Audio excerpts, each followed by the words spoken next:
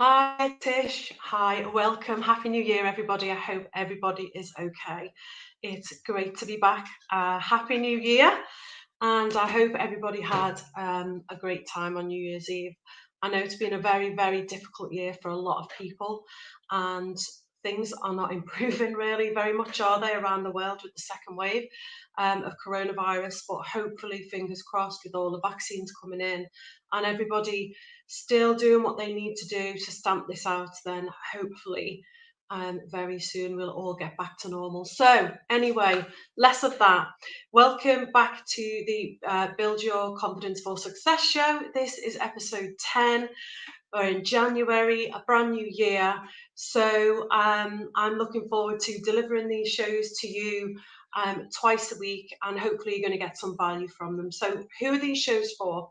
These shows are primarily for people who have online businesses and are struggling to show up for their business due to self-confidence, a lack of, and a lack of self-belief. But if you're somebody who does struggle with those things and you don't have an online business, then please do still follow, because you will get some real value from these videos. Because developing confidence at a deep, authentic level is pretty similar across the board in no matter what area of life you're in, or you need to develop that confidence in within yourself. So please do keep watching. And for those of you who've not met me before, my name is Tish Hawkin. I'm a life coach, and I specialize in helping people to develop self belief and self confidence, especially in the online business space. So if you're watching this live, please type hashtag live in the comments. I would love to know that you're here. And if you are watching on a replay, yeah, please type hashtag replay, because I always like to know who's tuned in, and I always like to say hi. So it's always good to speak to you guys, because when I'm doing this, sometimes it can be very lonely sat here behind this camera. And when I know people are watching, they don't talk to me. It's quite lonely. It can get quite lonely. But hey, that's okay. I understand that people are shy and they don't want to maybe say that they're tuning in. Okay, let's get to it. So episode 10 is called The Importance of Being Yourself, or why being yourself builds confidence, basically. So I have a question for you, first of all. And that question is, are you hiding who you really are for fear of rejection or ridicule or judgment? So, are you the type of person who does that? Are you hiding who you really are? Are you not being authentically you? You'll be surprised at how many people feel they can't be themselves in lots of areas of their life, for the fear of being judged, for the fear of rejection, for the fear of being ostracized or talked about or disliked.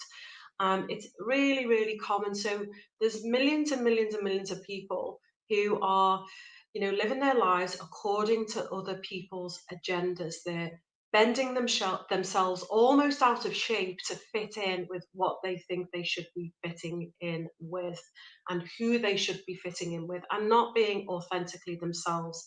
So when you're authentically yourself, when you're able to express yourself as who you are, it builds self-confidence, because you know who you are. You can be very boundaried with other people, and you can live life, we hear this all the time, on your own terms. Now, that doesn't mean you're being selfish in any way. Living life on your own terms means that you can be authentically yourself. You can still help each other people and be a member of society who contributes to society and the family and the community. But it also means that when you're being authentically you, that you can set boundaries for yourself, personal boundaries that you don't allow people to cross. And that is one key factor of having self-confidence, is that you do that. You don't allow people to walk all over you, basically, and that you don't give your power away. Um, Very much so, this can be developed.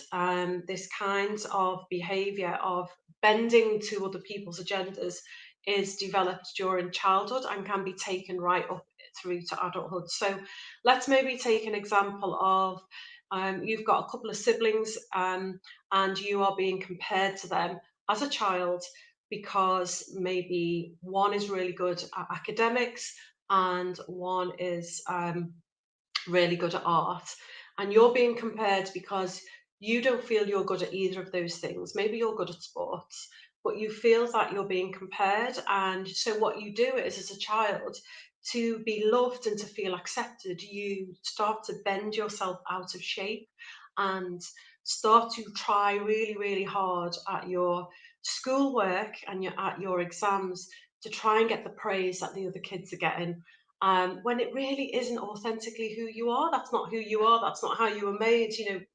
You are good at sports, and that's what you're good at. And so often, kids can bend themselves out of shape and behave in ways that is not natural to them to be able to get accepted by the adults and the caregivers around them. And that can be carried into adulthood, where you still feel you've got these beliefs, these limiting beliefs, that to be accepted, to be loved, you have to be somebody that you're not. Another example of this is maybe you've gone through a system of going to school, getting GCSEs, A levels, and then going to university when really you didn't want to go to university, but you felt you had to because there was pressure on you, maybe family wise or culturally wise, that you had to do that. That's what you do. Whereas maybe you wanted to start a business, but nobody else in the family was in business, and you felt you had to do what they wanted for you. And that is bending yourself out of shape. And what that can do is cause real tension within you because you're not aligned. What you're doing is not aligned to who you really are. And when you're aligned to who you really are, you can build such solid self-confidence that it's just marvelous. You can feel free to be who you are, and you can learn how to say no to people. No in a kind, polite, and authoritative way where people understand that your no means no. So if you're a business owner and you are struggling to show up online because you're so terrified of being who you are, you're so terrified of being judged and ridiculed, then let's think about what's the worst thing that can happen. What is the worst thing that can happen if you start to put yourself out there on whatever platform because you've got a business, a product, or a service that you want to share with people, you want to tell people what it is you're doing? What's the worst thing that can happen? Well, the worst thing that can happen is that you do get nasty comments. You might get a nasty message. But let me tell you, in the 3 years that I've been doing this, I think I've had one person who has been nasty to me. Now, that's not to say that people might not think not nasty things, but think not nice things about me. I don't, maybe they don't, people, I can't please everybody. There's going to be people that don't like me. There's going to be people that don't like my accent because I'm from Liverpool in the northwest of England. There's going to be some people who don't agree with the things I say, or think I'm talking rubbish, or don't believe in all this life coaching stuff. And that is fine. That is fine, because guess what? They're not my people. They're not the people who are going to follow me and listen to what I've got to say. So the worst that can happen when you want to show up online, when you want to tell people more about yourself or more about your business and what you're doing, is that they don't like you. And then what you have to decide is, can I handle that? Can I handle it if people don't like me, or if people say they don't like me, which is very, very rare? Or can I handle the thoughts that people don't like me? Because this is the crux of it. Even if somebody doesn't like you, they're highly unlikely to tell you, as I said. But the thoughts that you have in your head, that people won't like me, they're going to judge me, they're going to ridicule me, they're going to criticize me, that's in your head. People aren't actually saying that to you.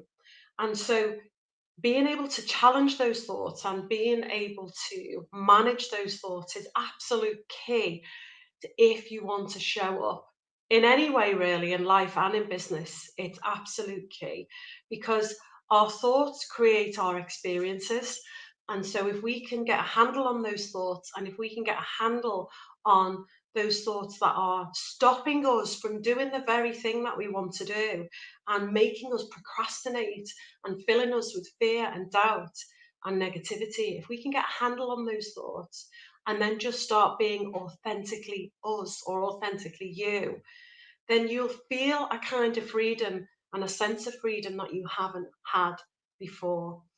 It's not selfish to live life on your terms, and it's not selfish to be authentically you and to express yourself in a way that is really, really who you are. It's healthy.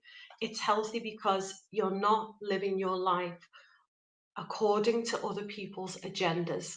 You'll start to live your life according to your own agenda, and it takes a lot of courage to be authentically you.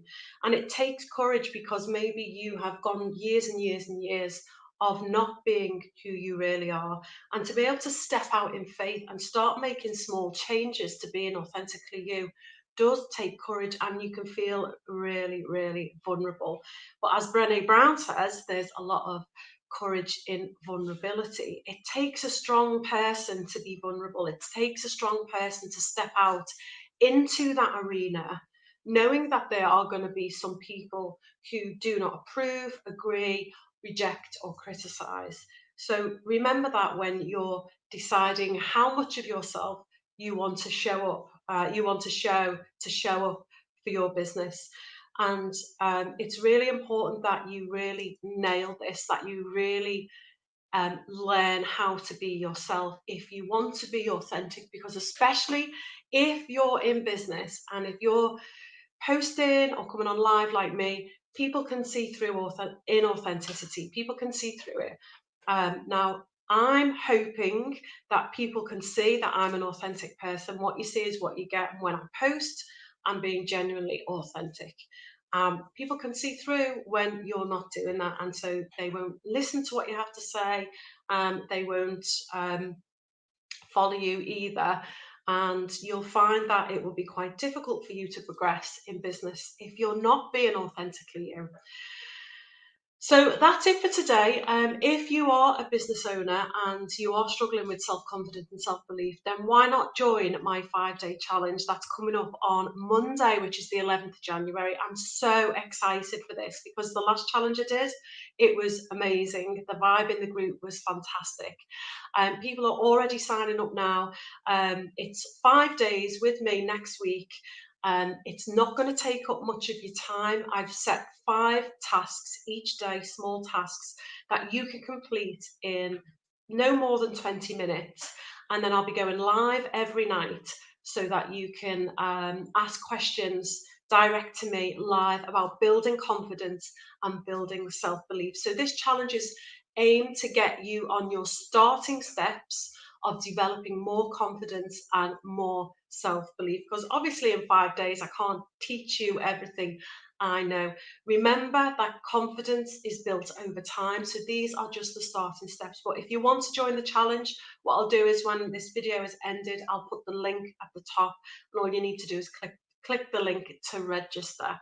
So that's it for today. Remember, if you know anybody who would benefit from this video, then please do share it, or tag them in it, or share it in a group or on a page. That would be fantastic. So I'll see you guys soon. Take care. Bye for now.